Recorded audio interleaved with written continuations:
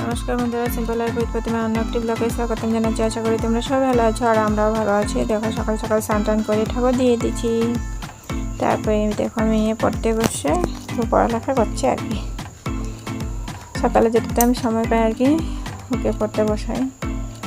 পড়াটা কমপ্লিট হয়ে আবার স্কুল যাওয়ার জন্য রেডি হয়ে যাবো। আমরা চা খেয়ে নিলাম আমরা সবাই পিঠা দিয়ে। পিঠা বানাচ্ছিলাম পুলি পিঠা আরও সাদা পিঠা, এটার নাম পাটিসাপটা আর কি। এটা আসামের ফেভারিট পিঠা। তারপরে বানাবো বেগুন আলু ভাজা। তার জন্য বেগুনগুলি ভালোভাবে কেটে রেখে দিলাম। তারপর আলুগুলো কেটে নিচ্ছি, আর একটা শালগম মশলা ওইটাও দিয়ে দিচ্ছি।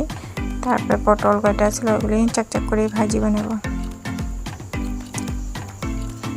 পটলগুলি কেটে বেছে ধুয়ে পরিষ্কার করে নিব। তারপরে রান্না করতে চলে যাব।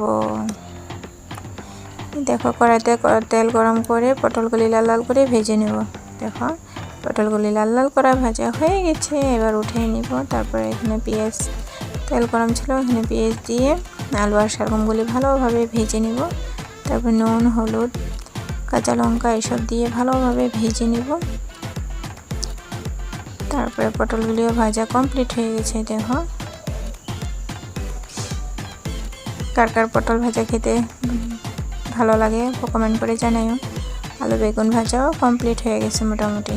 দেখো তারপরে স্কুল যাওয়ার জন্য রেডি হয়ে আমরা স্কুলে যাচ্ছি। মায়ের বেটি এখান থেকে আঙ্গগলিটা বেরোচ্ছি, তারপরে চলে যাব।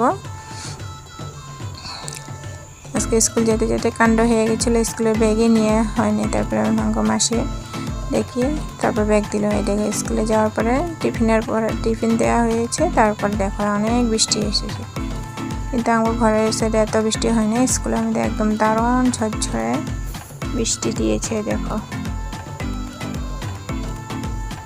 তারপরে দেখো মেয়ের বান্ধবীকে নিয়ে খেলা করছিলাম, তাই একটু ক্লিপ নিয়ে নিলাম। মনটা হাসছিল দেখো, এই দেখো দেখে দেখে হাসছিল, তাই একটু ভিডিও করে নিলাম। তারপরে সন্ধ্যাবেলা আমরা সবাই দেখো চা খেয়ে নিলাম। চাটা খেয়ে পুলি পিঠা আর সাদা পিঠা দিয়ে চাটা খেয়ে নিলাম।